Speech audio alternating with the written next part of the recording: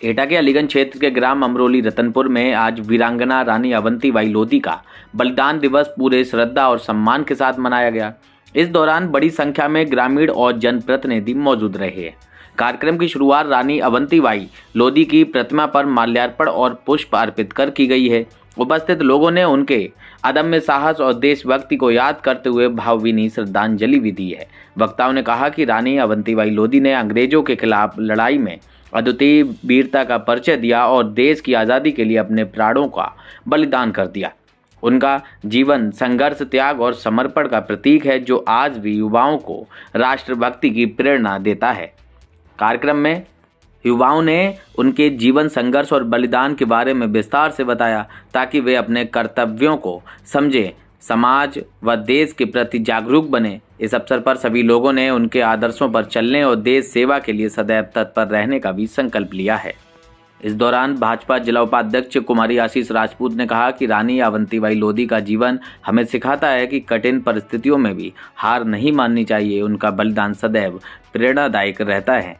उन्होंने कहा कि रानी अवंतीबाई लोधी विपरीत परिस्थितियों में भी हार नहीं मानती थी और देश की स्वतंत्रता के लिए अंतिम सांस तक उन्होंने संघर्ष किया था।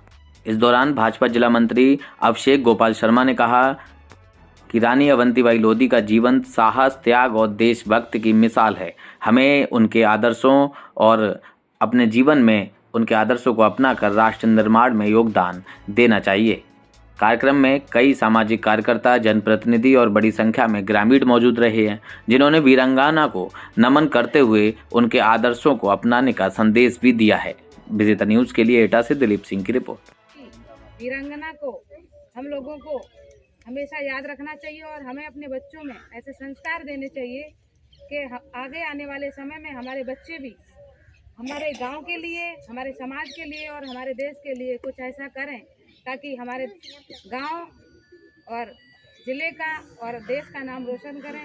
यही हम अपने बच्चों को संस्कार देते हुए हमें अच्छे और बुरे का ज्ञान देना चाहिए ताकि आने वाले ये छोटे बच्चे हैं, कल भविष्य में हम सभी का जब कुछ बनेंगे तो हम सभी का नाम रोशन करेंगे, अपने पिता का नाम रोशन करेंगे, गांव का नाम रोशन करेंगे। तो इन सभी को हमें अपने बच्चों को उत्साहवर्धन करना हम सभी का फर्ज है। और पार्टी द्वारा मुझे जो नवीन दायित्व जिला उपाध्यक्ष का दिया गया, मैं शीर्ष नेतृत्व का बहुत बहुत धन्यवाद देती हूँ।